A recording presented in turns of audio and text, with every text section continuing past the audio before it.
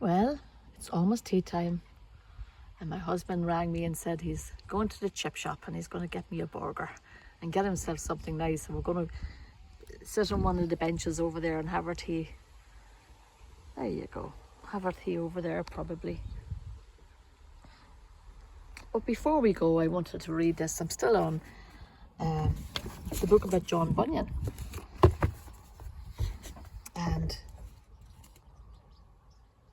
And he says here, this little poem.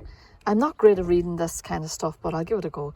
For though men keep me outward man within their locks and bars, yet by faith of Christ I can mount higher than the stars. Their fetters cannot spirits tame, nor tie up God from me. My faith and hope they cannot lame. Above them I shall be. John Bunyan was in prison for years because of his faith. Years in a stinking rotten prison in the 1660s, a long time ago. And just reading that reminds me of a man from England who got saved maybe 20 years ago, and his name is Tony Anthony. And I think it would be worthwhile for you to go online and find his testimony.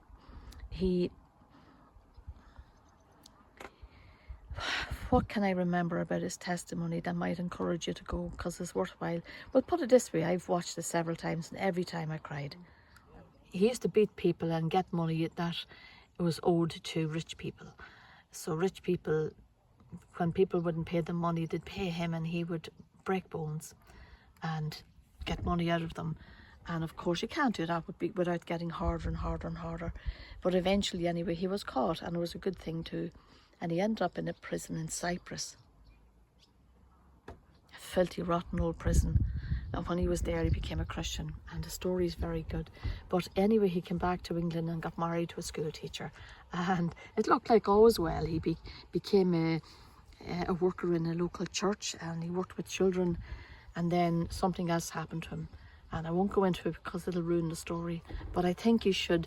I think he wrote a book called Taming the Tiger. And if you go online and look out for that video, the first couple of minutes you can fast forward it, because it's like an advertisement for a movie that was going to be made from the book. But after that, just go on and watch it. I've met him a couple of times preaching in Ireland, and it was worth every moment, I can tell you. Another man who didn't spend time in prison because he was a Christian. Nevertheless, he became a Christian when he was in prison. And it's incredible to read how God changed him. And now, as a man now, he travels the world, goes to these horrible prisons, and he preaches the gospel to very grateful people, very grateful men. Listen to the word lifers, people who really need to hear of hope and a life after death, because some of those people never get out of prison.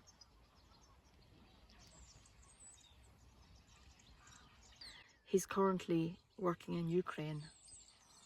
A man's man, I can tell you. But he's working in Ukraine, and he's at the very border of rough areas, proclaiming the gospel. And indeed, there's a woman here who's in our church. She's a pensioner, and she has 3 fine sons and a couple of daughters. And one of the sons, there's wee fish jumping all over the place here today. One of the sons, he is a Christian worker, and he also works in Ukraine sometimes to help people there. Thanks for watching.